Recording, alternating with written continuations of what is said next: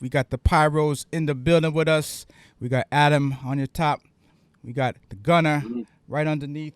And we're about to jump right into the Pyros and find out a little bit of the method behind the madness with the dynamic duo and find out what it is. What's up with the Pyros, what they've been up to. They just dropped a tape called Pray for the Drip, which is dope. I like the cover. I like the artwork. Who you got on the artwork? What do you mean? Who did the artwork? Yes. Well, we gotta use a website on that one. We got an exclusive from one of the designers over there, so Okay. kind of went with that one because we're trying to throw it together pretty quick. So, Right, right. It's but it always kind of worked with the Mozart. right. Right. No, it's always a thing with production. Is like there's always something that has to be sped up. Oh yeah, No matter if everything is on perfect time and the schedule is right, you're always getting a bind with time, no matter what. I guess it's a creative thing. Like creatives always find an issue with timing. yeah. For us, it's a lot of times it ends up being the artwork, man, because we put so much time in the beats, and then Right.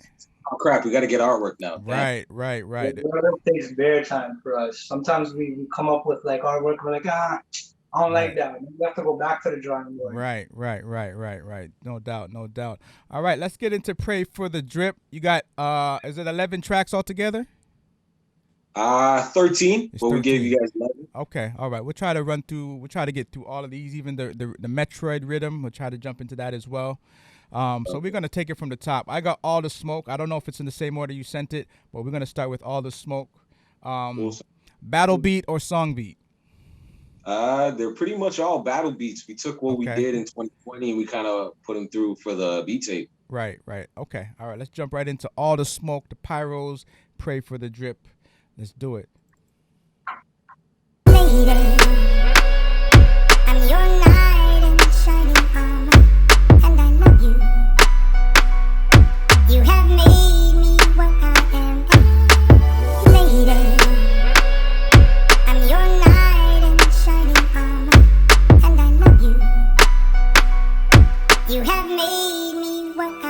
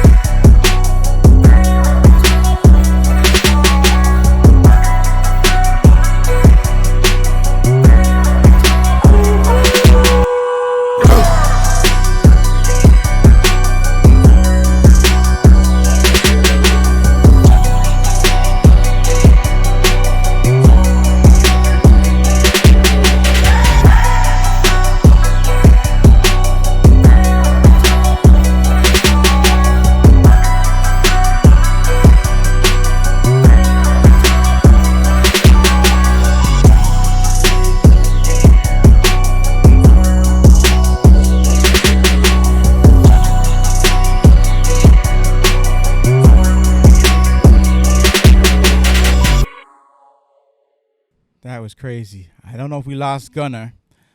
Yeah. Okay, we got you His back. camera just went off real quick. Okay, okay. Give us a vibe. What was the vibe going into that particular track? All the Smoke. What was the mindset going behind it? And who leads the track? Like how does it work with you guys? What's the how does the magic happen between two people as opposed to just one person that controls the whole thing? But to be honest, it's depends on like each track. So for certain tracks, we have times where someone will come up with the guts, whether it's the gunner or whether it's me, and then we'll send it back and forth. And then someone will do like the drums, someone will add something, and then we just keep layering it and layering it from there. And then somebody ends up coming up with a final mix, and we're like, "Yo, that's the one," and then we just Okay. go with that. Okay. Now I know Gunner's been producing for, and to my knowledge, at least a decade. Give us an understanding of when you jumped into the production game, Adam, and how you guys actually collaborated as a crew. So that's actually funny. That's a funny story. So in terms of to answer the first part, producing, I've been producing for maybe since I was about maybe 12, like around that age, like before high school. So I just, I practiced on Fruity Loops. I think the first program I had was like Mixcraft, Okay. which was like super old. It was like a free version. Um, crack But yeah, version. that's how it started. Yeah, yeah. We won't give too much info, but Right. and yeah, but in terms of me and Gunna, yo, the story's actually hella funny because when I was young, up until I was about 10 years old, I used to live beside him. We were Okay. like neighbors. Okay. Well, next door neighbor. Yeah, I was the little kid, the little next door neighbor, and I would just be running around in a Batman costume and Right. stuff like that. And like I knew his little sister, so we used to play, and then I knew he was making music. And Right. then when I moved, we linked up after a couple of years, like after I moved, and then we just started showing each other our beats, and we're like, yo, this is Okay. let's make it song. So you guys Yeah. you guys came up in the FL era. So you guys didn't come up like PC, MPC era, keyboard era. You guys are the software generation era. Yeah, when I first came up was just the beginning of like FL Studio. I remember I read somewhere in an XXL magazine like Ninth Wonder was using FL, and I was like, what is that? And then I got that, and that's where it kind of started, Right. you know? All right. So did you feel any backlash as a result of that? Because I know for a fact that a lot of software producers were catching flack in the early days, especially when it was Fruity Loops, before it became FL. When it was still Fruity Loops, a lot of software producers. That's exactly when it started. Okay. I still call it that. Right. Okay. All right. Go ahead. No, I didn't catch any flack. Like everybody was super supportive because I was like super young. I don't know. I was like 15 when I first started. So everybody Right. was kind of, wow, this is super cool. You're young. And in those days, there wasn't that many producers. I was like the only person in my neighborhood or, you know, around my vicinity that was making beats. It was cool and new. And nobody Right. knew anybody that did that. So I got a lot of love. Right. What part of the city were you guys from? I grew up in Rexdale. Okay. When I moved over to Mississauga, that's when I met Adam. He was my next door neighbor. He was a little Okay. kid. Right. Okay. Rexdale's been putting it down for a minute, so salute to Rexdale and Saga. I can't sleep on Saga. There's a lot of dope producers that came out of Saga. Rich Kid out of Saga, Junior T out of Saga, Big Pops, Arthur MacArthur. Wonder Girl is more Brampton, but I think she's kind of sort of claimed Saga, I guess, I think. So yeah, there's been no shortage of talent from Saga. Actually, our very first battle was in Mississauga too, so salute to Mississauga. All right, let's jump into the second track. We got Back for the Bag.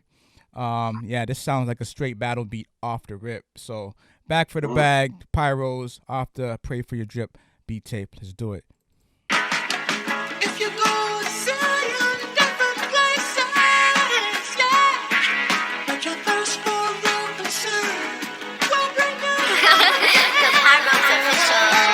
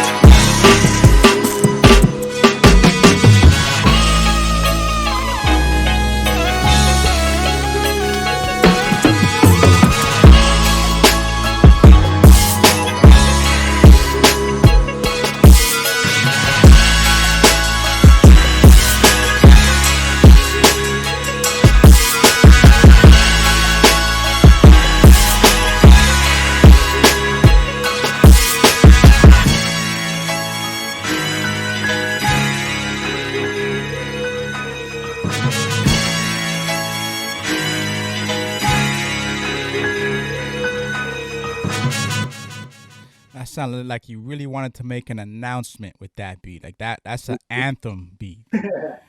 That takes me back, although it's not, well, I shouldn't even say it's not a Dipset type of beat, but it had that Dipset energy to it. Like when you hear Jewel's, their songs were like announcement songs, like Really Mean It and, you know, Dipset Anthem. All their music had that anthemish kind of sound. That's the kind of vibe I get from that. What was the inspiration behind that track in particular? That one in particular was kind of like me trying to come up with something we were talking about when first coming up. Like basically what I really wanted to do was kind of that Dipset, Just Blaze, Kanye type of thing when I first started making beats. So now that I have skills and I'm a lot better, I was like, let's do something like that in the new school, you know? Right. So kind of came up with that, pitched it to Adam. We worked back and forth, and we kind of tried to make a new school type of Just Blaze, Dipset type of thing. So you had it right on the money. Right.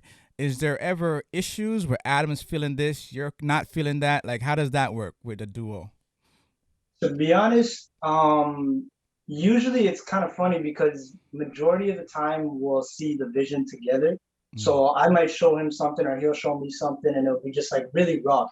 But we'll love it. We'll love like the most simple thing, like, yo, send me just the hi-hats and the snare or something like that. Or send me just that one harp and let me flip it. Like things like that. So Right. but majority of the time when we make a beat, like we both like we're feeling it at the same time. Okay. You guys go ahead. Sorry. No, I think we kind of keep each other honest too, because it's like you'll be in there making a beat and in your head you feel it's the dopest shit ever.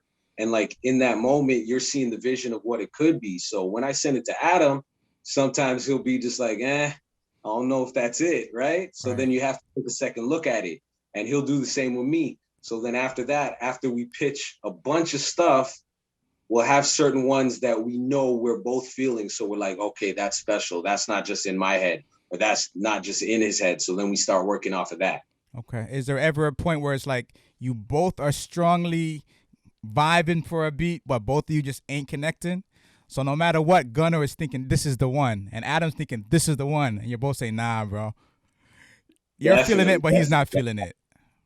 Like that you mean, definitely happens. You mean like in terms of like if I'm feeling one and he's not feeling You're it? adamant that you're feeling that this is the one that's gonna do it, and he's feeling the same way for his beat, but you both are not feeling it. You're both not together on that one. Sometimes, yeah. Sometimes there's times like that. Right. Yeah, it happens, but basically what I'll do, I'll be like, yo, Adam, trust me, bro. Trust me on this one. This one is, you know, and then the two magic words. The two magic words in Toronto. Trust me. Trust me, dog. Trust me, dog. This gonna be big. Yeah, but that's the thing, because then I think we both trust each other's like intuition. So like if he'll be like, yo, trust me, you're not seeing it. I'm like, okay, fine, let's go through the motions. Let's see what happens. And 9 times out of 10, he's right or I'm right. You know what I mean? Okay. And we'll see each other's vision afterwards, like if it's really adamant, you know? Right. Okay. All right, we're gonna jump into the third track. This is the Pyros. The track is called Pray. The beat tape is called Pray for the Drip. The track is called Damage. Definitely sounds battle beat ready. So let's get into it. Damage, third track, or one of the third track for us that we're playing tonight. Let's do it. The Pyros official.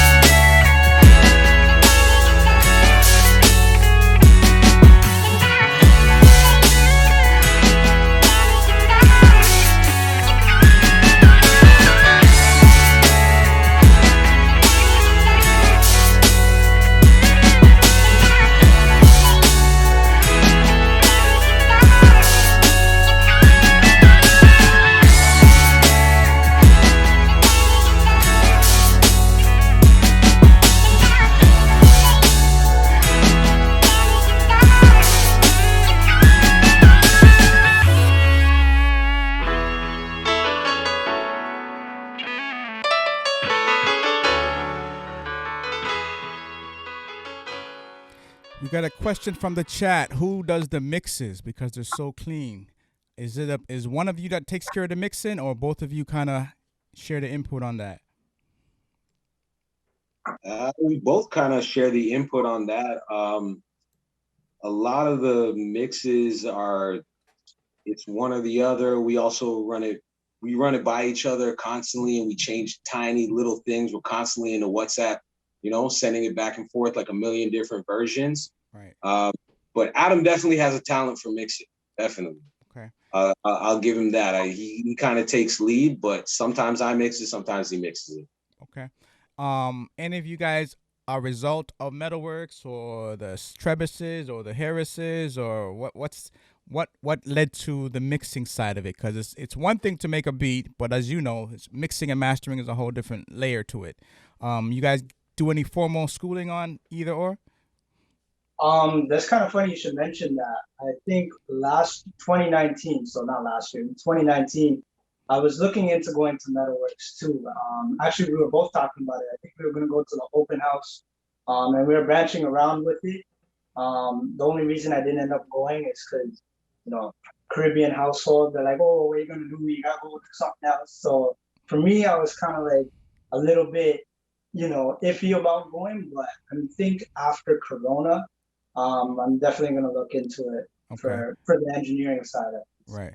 And for those that don't know, those are three of the more popular schools in the Toronto area that cater to audio engineering: Harris Institute, Trebis Institute, and Metalworks. You could, of course, go to a public college and get it, but those are the main schools that most people went to, and that's how they kind of ended up into the music game: mixing, mastering, engineering, things of that nature. Now, you mentioned the Caribbean households. I can relate to that because I met a lot of producers whose parents were not really keen on their child, son or daughter, getting into production. They wanted them to come to Canada, and because this is the first, most people are first generation Canada, so their parents want them to be a doctor, be a lawyer, be accountant, maybe, whatever. But that pretty much sums up the whole list. Right.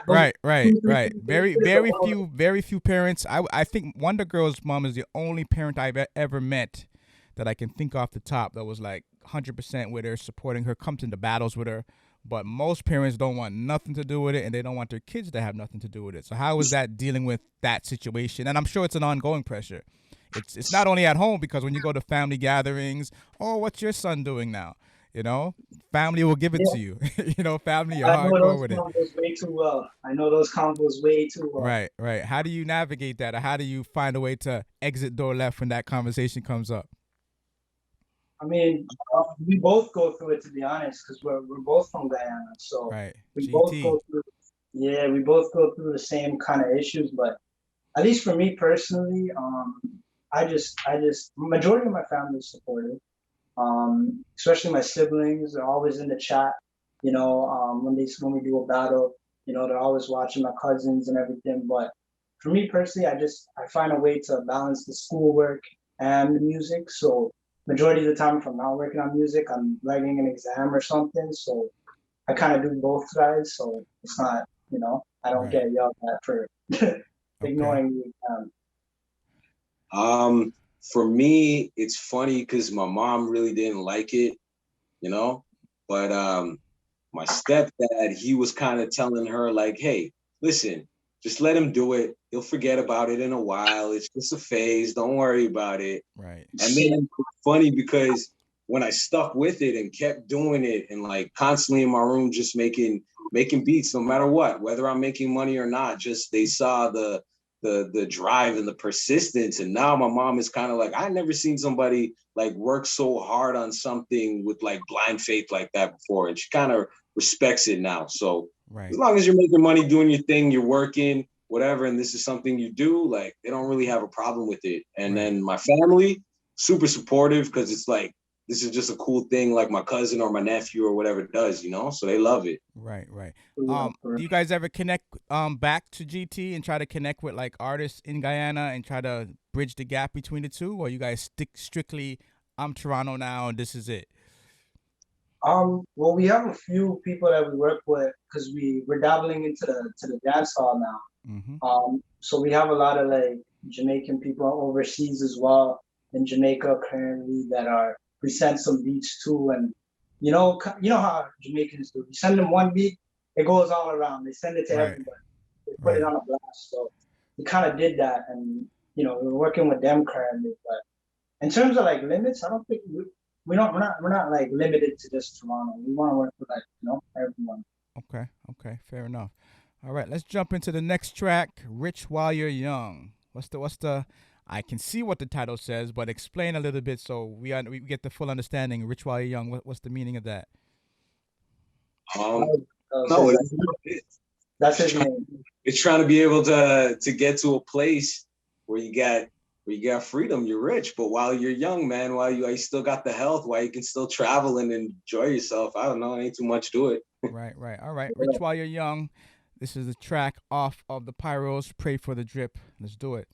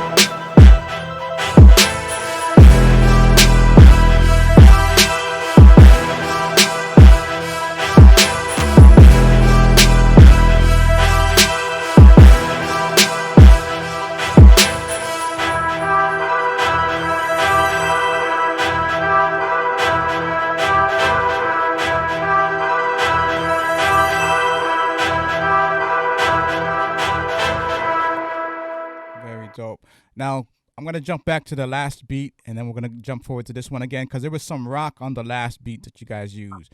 Do you guys use any instruments or any instrumentations in your sounds, or is it all just strictly, you know, the packs and stuff? Well, it's mostly the packs and stuff like that. But what we do is we do bring in certain like musicians and like instrument players that we know. So we know a couple people that play guitar. Right. We know a couple people that are really good on piano. So we kind of bring them in to add their little touch when we really want that real instrument sound, because you can only do so much with like synths and packs and stuff, Right. What other genres are inspirational for you guys? Obviously hip hop, obviously like reggae. Is there any other? And I'm gonna assume rock because I heard some rock in the last one. But any other Yeah. genres that we wouldn't expect that you guys actually mess with? Yeah, go ahead. Yeah, for me, I don't know if it really plays a part into the beats itself, but I'm a huge fan of like jazz music, and it's kind of weird, but I love like 50s and 60s music too. Like I grew up on that with my grandparents, so Right. I don't know if people know like Richie Valens, Buddy Holly. Like for me, I love Wow. that. Yeah, which is super old. People are like, "Oh, damn, you like that?" But Right. and it is what it is. Actually, well, you look at reggae for example. A lot of the songs, quite a few of them are like remakes of those kind of artists that you mentioned. So you hear like someone like Sanchez, who was a huge reggae Yeah. artist back in like late '80s, '90s. Even still, still does his thing. But a lot of his biggest hits were like a remix of R. Kelly, a remix of this one, a remix of that one. So I mean, music is music, So it's It's all kind of that's kind of one of my biggest influences is those reggae covers, like right, the Sanchez, the Barris Hammond, right, all those that old school reggae, like because I grew up on that. My uncle was he was like a DJ back in Right. the 80s, and he would just always pump that old school reggae. And like, I don't know how it's influenced the hip hop, but that's something that when I hear that, it just makes me feel nice. Like it just hits my soul. So that's one of Right. my big influences, the old school reggae. Right. Right. Well, heat Feel good makers, music. heat makers, kind of, I wouldn't say they originated it. They didn't start it, but they Yeah. definitely added to it. Oh yeah. Like Right. Dipset's whole flavor was like heavily inspired. That's heat makers for the most part. I Yeah. mean, they've had other producers, but heat makers is kind of the ones most associated with the Dipset sound. And they were like heavy. I mean, they're from Jamaica, moved to New York, but they're from Jamaica, so they obviously have that heavy influence by nature. Yeah, we Um, drew up Santana Dipset anthem with Sanchez. Correct, hundred Yeah, percent, 100%. Arguably one of their biggest records. Oh yeah. yeah, You know. definitely. As far as the studio, what does it take to get the Pyros into the creative zone? I like to ask producers like, do they have to have a sig? Do they have to have a sip? Do they have to have like what's the atmosphere to get the Pyros to create? And without Well, this and without that thing, it won't happen. well, it's gonna sound kind of funny, but for me, when we're always in studio, and Gunnar will tell you this for sure.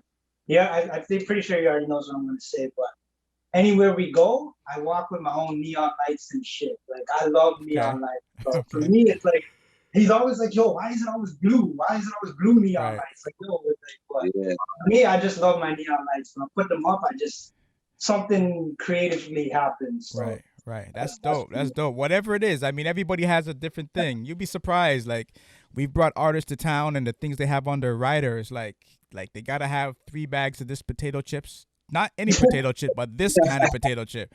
So it's Wow. interesting what an artist likes and what gets them in the zone, and you can't knock them for it. That's what works for them. And these guys are like Grammy winning producers, and got the plaques, but they need this particular thing and that particular thing, or else is no deal. So for real. it's always For real. interesting to see what gets a creative person into their creative bag. With that being said, let's jump right into Slumdog, another track off of the Pyros beat tape. Pray for the drip. This track is called Slumdog. Anything we need to know in advance about this beat? What was going Nothing on? much. What was going on when it was created? What was the vibe? Well, we wanted to do a sample of like a Bollywood Indian type of thing. So I kind of hit up my friend who's in India. He used to be down here. He's a producer as well. And we Okay. used to work together a lot, but he's down there. Right. He's very good at doing the Indian hip hop flip. So I hit him up and he's like, yo, and I was like, yo, can you send me some samples, man? And he sent me the sample and I heard it and I was like, okay, let's go. Right. Yeah, Right. That's a huge market, man. People sleep on what we so-called third world countries or whatnot, but those are hugely populated places. South America, what was I gonna say? India, Africa, like these are huge populations. If you can tap into that, like people underestimate that overseas money, that overseas market. But yeah, definitely Bollywood would be a good look. Getting it into a movie, getting it into a film, all good, all good. All right, let's jump into it. Slumdog, Pyros. Let's check it out. हमें बस ये पता है वो बहुत ही खूबसूरत है The Pyros official.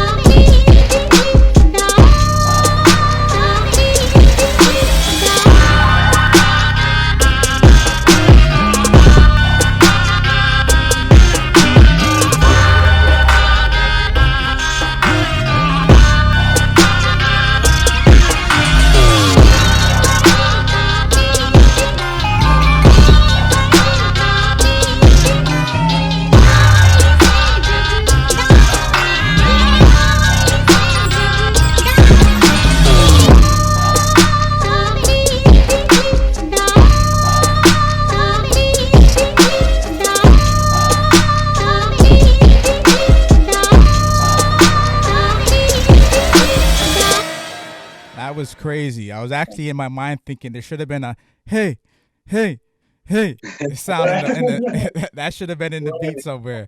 Like just to give it that extra sauce. But that was sauce already. That already had the drip, but that extra little hey Yeah, was man. Nice, crazy. that's fire. That's fire. That's fire. Slumdog. So do you guys make all your like are you thinking of an artist when you make any beats, or is strictly battle beats? Do you have any particular artist like, okay, this beat here is, I'm trying to get this to Tory, and I think I've seen it in your IG. You want some tracks to hit Tory. Are any of your tracks specifically made for artists like that? I mean, some of them, for the beat battle, for the most part, our beat battle beats were more aiming, I guess, for the beat battle, like um, substance there. Right. But in terms of like some of them, yeah, definitely.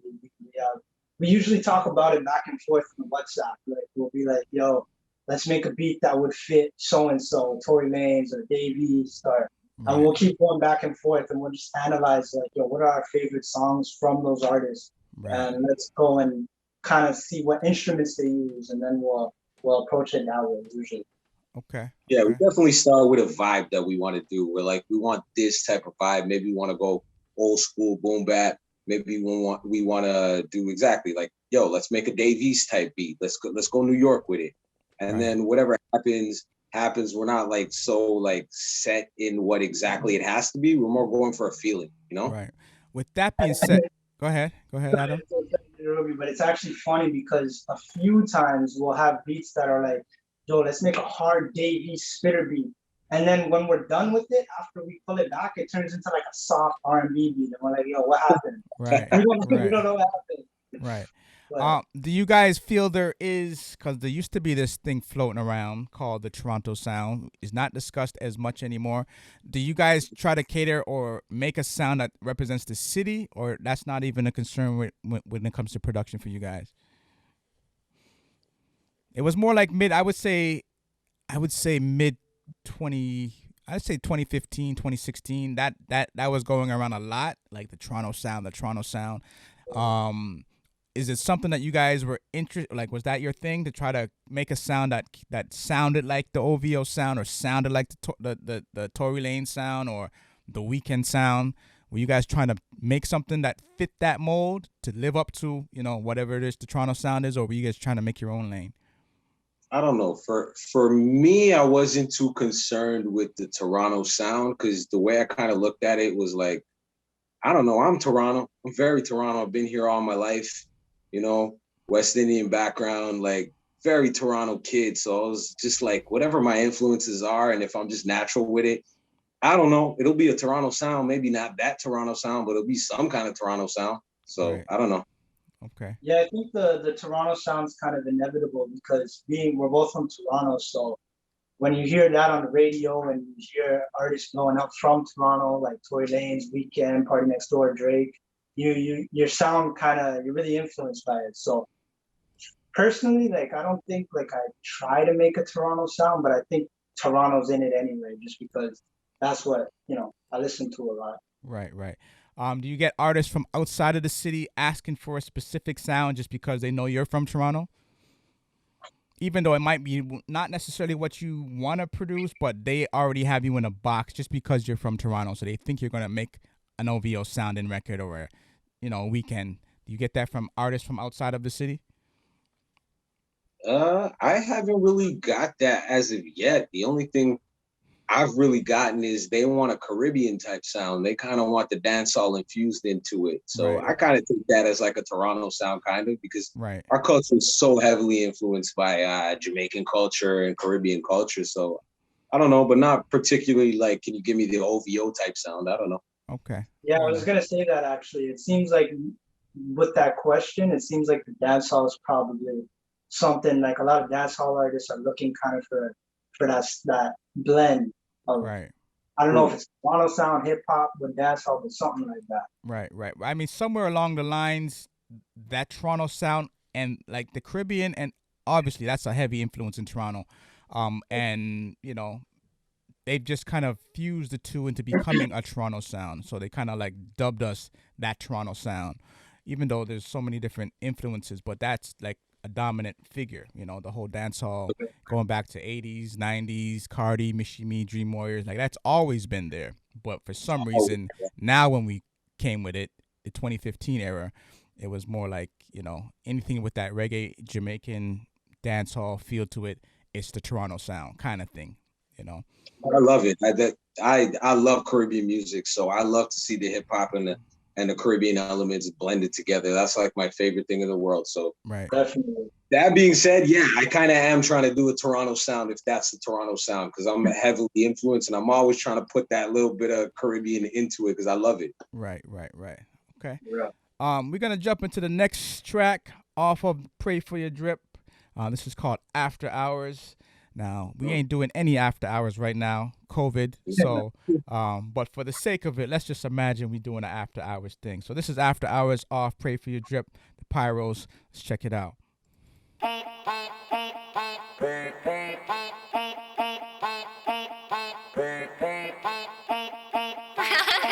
Pyros official.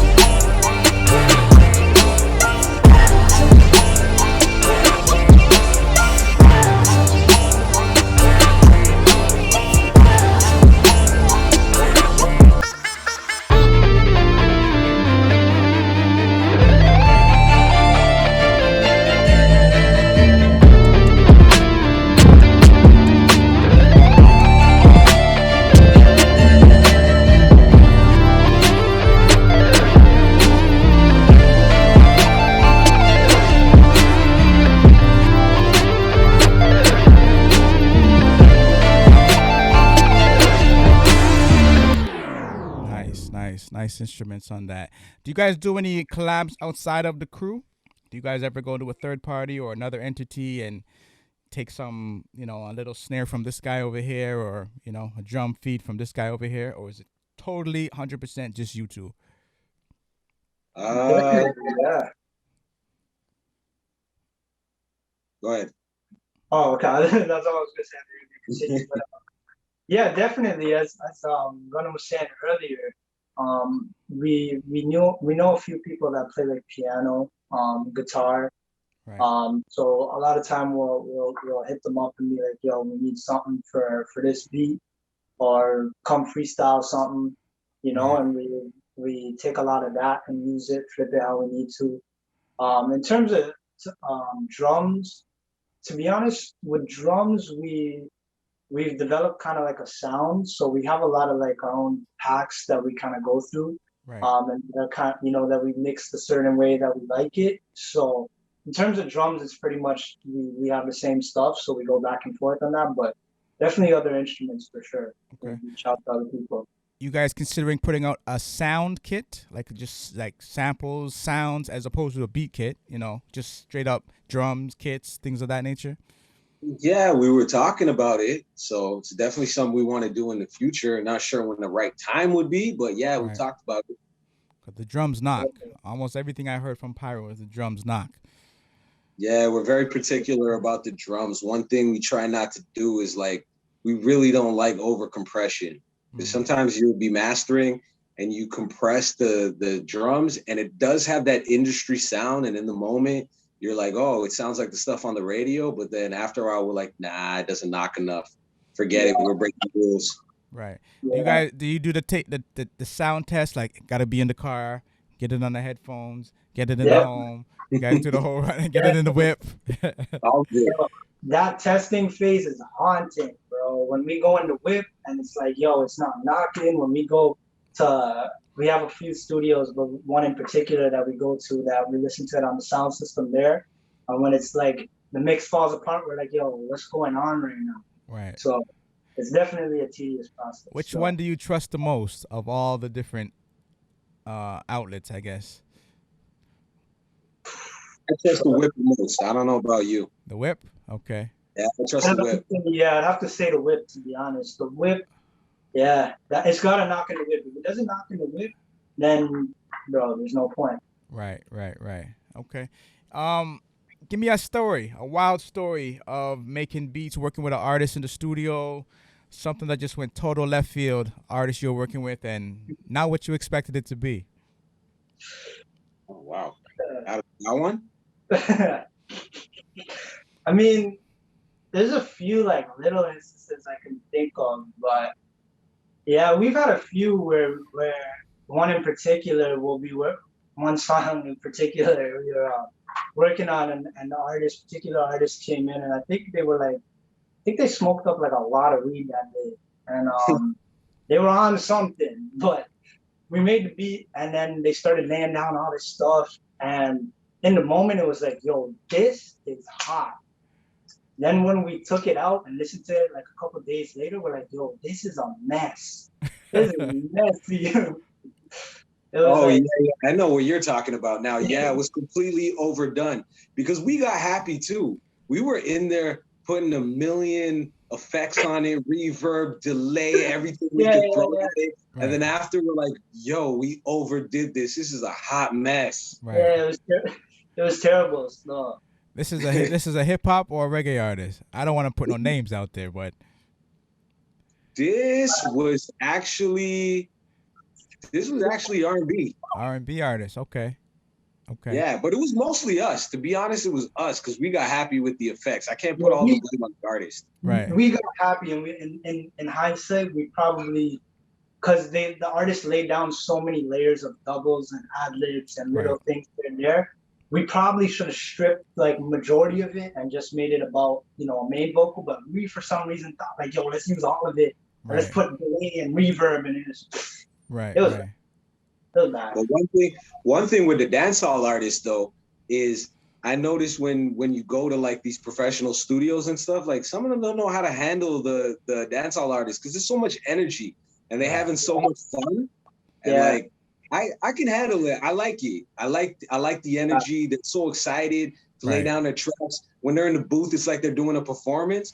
But 100%. I noticed, man, some of these studios, I don't know, man, they get a little antsy. They can't handle all the energy. Right. One time I remember with our boy Color Reds, we done a couple songs for him, but he's always like talking and like he's like, yo, film me while I go in the booth, and like he's trying to make it like a big thing. And I remember one time he was at a studio with somebody, and the guy called me, and he was just like, yo, come get your boy. This guy talks too much. Right. Get him they're making it a movie. Making a song is making a movie. For real. Right. Yeah, some studios won't understand that. They won't get it. But yeah, it's energy. It's a vibe. You're trying to capture that vibe because whatever energy you have with you in the studio, that comes out in the music. Bro. You know what I feel mean? like they just don't understand them. It's just the way they are. Like sometimes I want to tell these guys, like, relax, don't worry, we're not doing anything to your studio. Don't worry, respecting the rules. Just relax. Yeah. Right. Yeah. They For should real. know because think of like a lot of the classic music you've ever heard in your life. Artists were stoned out of their mind, drunk, stoned, came to the session half an hour late. Didn't rehearse, and magic was still created no matter what was going on. Or they could have had like these real horrible relationships where they're being abused with their partner, and as a result of all that, it comes out in their music. Very few great songs come out with a perfect studio session and the perfect people, and they're eating apples and oranges, and you know what I mean? Like it doesn't work like that. Like chaos creates kind of the best music. Oh yeah. So if that's whatever got that artist in the zone, then that's what works. Exactly.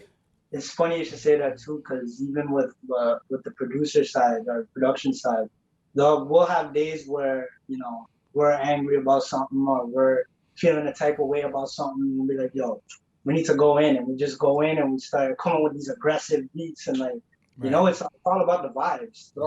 Right. The vibe and the energy. All right. With that being said, let's get into the Babylon energy. This is another track. Another track off of Pray for the Drip, the Pyros. Let's jump into this real quick. It's called Babylon. The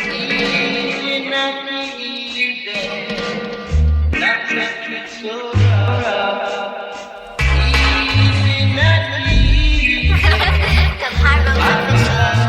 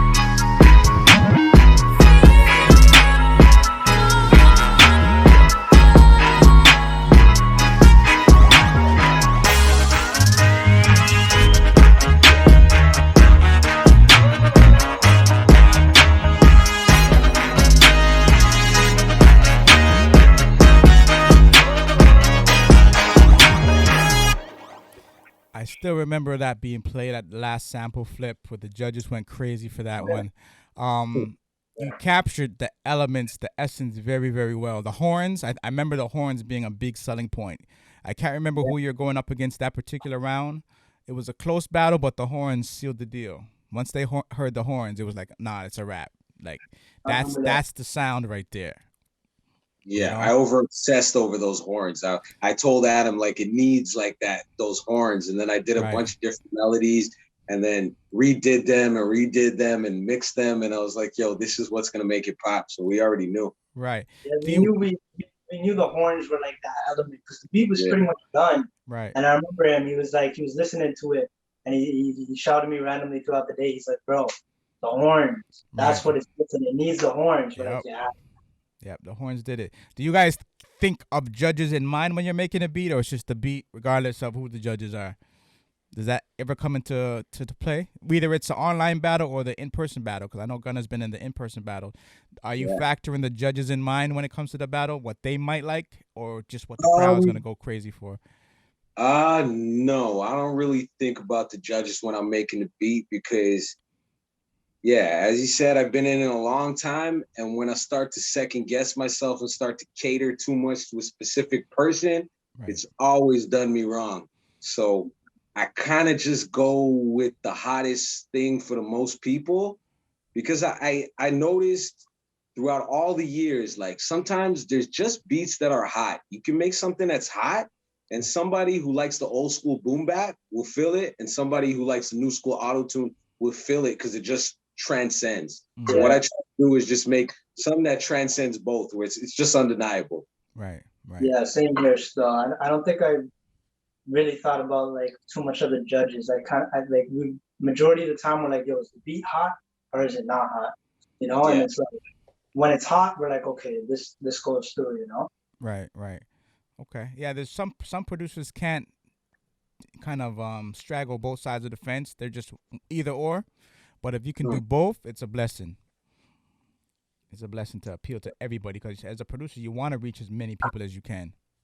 You know, that's one of the things that we think is dope about our relationship is the fact that he's so much younger than me. So he's got the new school vibe. I'm a little bit more old school. So we kind of try to balance each other out because I might be very outdated and very old school if I'm left to my own devices. He might be too brand new and new school and like, you know, so we try to walk that line, you know, and keep each other honest about it, you know? That's an excellent boundary. I never knew you guys had that difference in age, but that's dope. That's very, very dope. That's like my little bro, my little next door neighbor, man. Right. 10-year difference. So. Oh, wow. Okay. So that's very dope because you have two different eras. You have two different eras that you're bringing together. It's definitely two different eras. Exactly. Right. Okay. We're going to jump into Battle Cry. Another track off Pray for the Drip. Battle Cry. Any stories behind this sound, this title? Or just... I remember this one because, sorry, go ahead. No, you go ahead, go. This one I remember I think this was one of the first beats we cooked up when we realized that we were going to the Opera House back in 2020.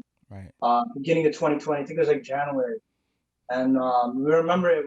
That's when we were like over obsessing. Yo, mix got to be tight. It's going to be big sound system. Is it hidden? And then we kind of decided like, yo, we need one of these type of beats in the Opera House. So I just remember that being the vibe. Right. Okay. All right, let's get into this one. It's called Battle Cry. Goes a little something like this.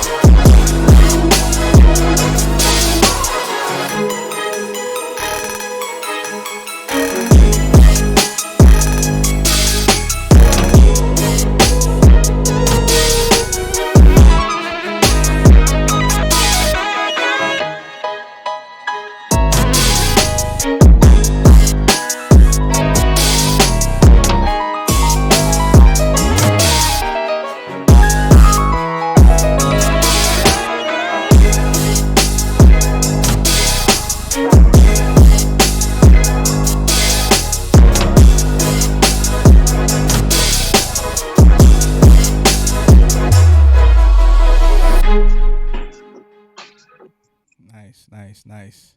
That's crazy. Another slapper. This is the Pyros. Anybody tuning in late? We're playing selections off the Pray for the Drip beat tape out now. All platforms? Yeah. Okay. So Okay. So out on all platforms, the Pyros, Pray for the Drip. Very dope. So far, we've heard nothing but fire. We got a couple more tracks we're going to play. Let's actually jump right into Blow My Mind. The only artist I know that has a song like that is Redman, so I'm not sure if this has anything to do with that, but I'll just assume it's just the title of the song and nothing more. But let's jump into it. We're going to jump right into it. Blow My Mind, Pyros, off the Pray for the Drip beat tape.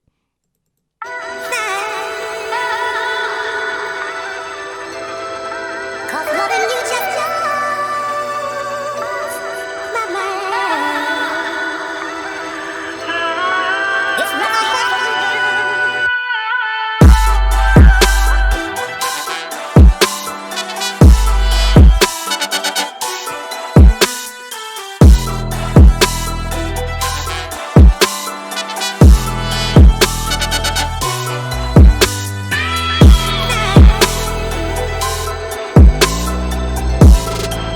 loving you just blows my mind. It's what I have to do. It's just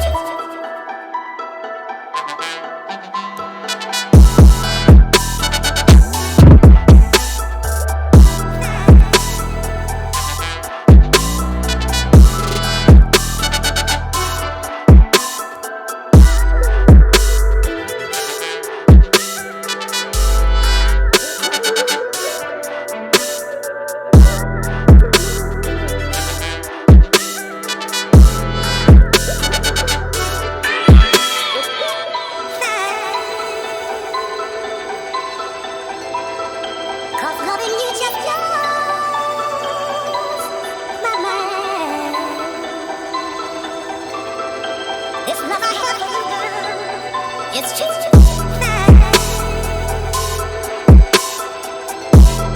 cause loving you just blows my mind. It's what I have to do. It's just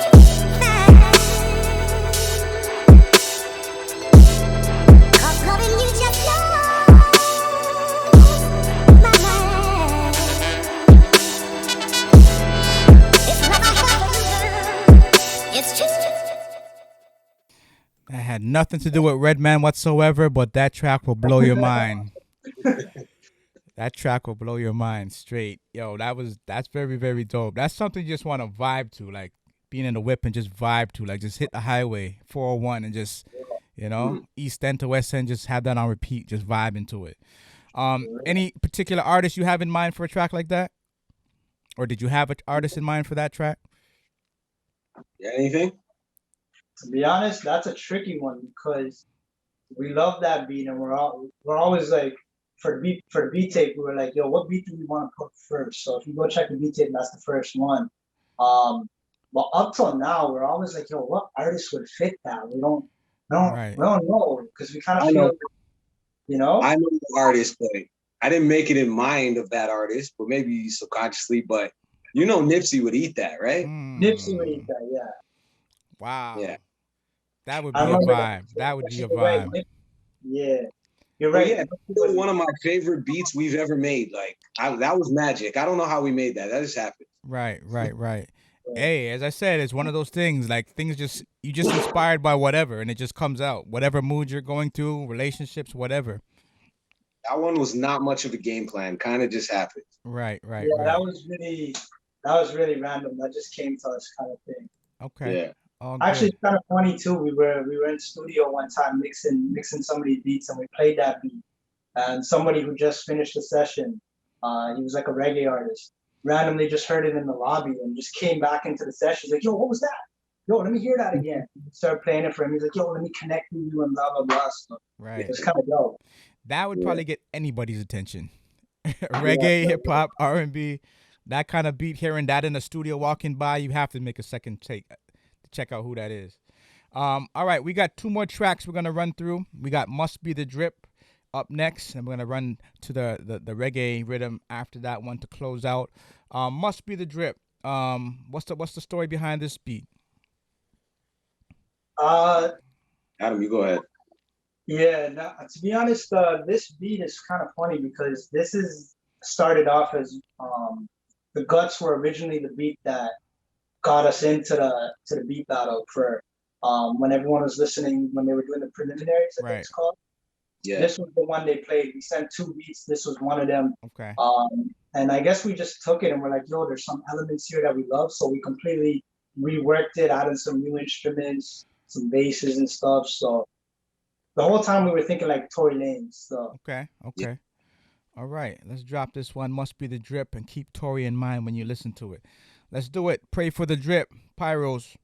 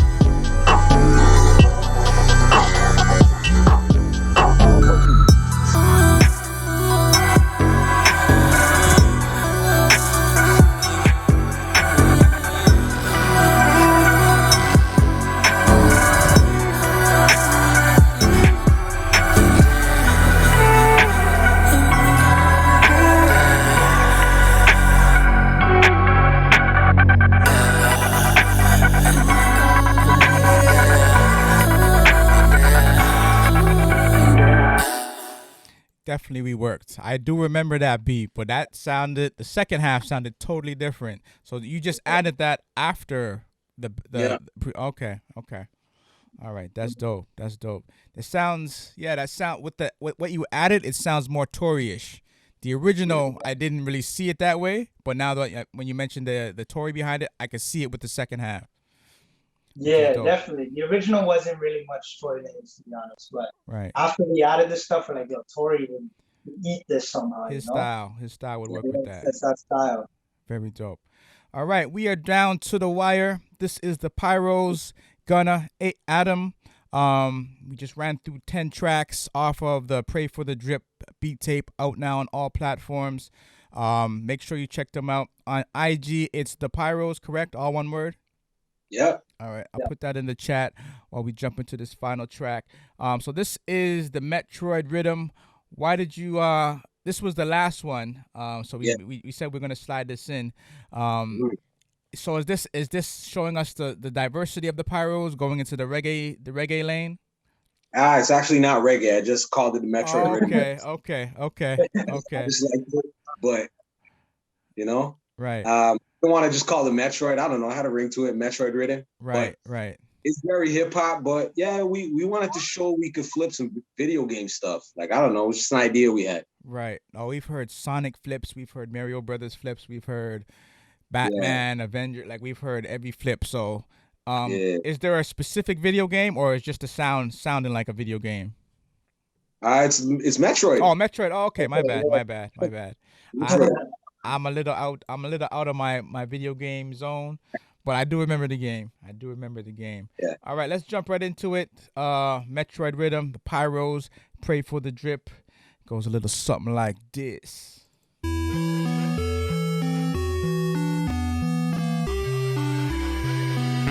Guys are so weird.